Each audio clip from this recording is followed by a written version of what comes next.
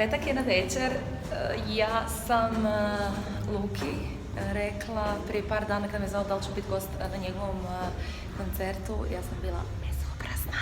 Onak, baš sam htjela biti hardcore bezobrazna, da se misli dobro šta je ova podjela, znači izvrijeđala sam kao da je prošao voz, prava ljubav, ko to više sluša, da ne bi ja došla, da bi ja rađe to preskočila.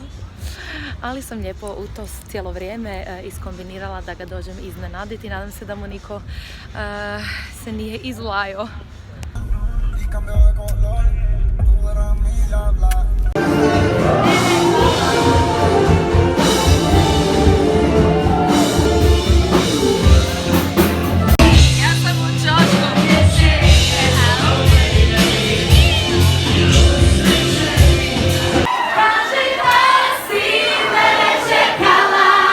Lažeš. I reci kako ovog puta nema roka trajanja. On nije znao da ću doći.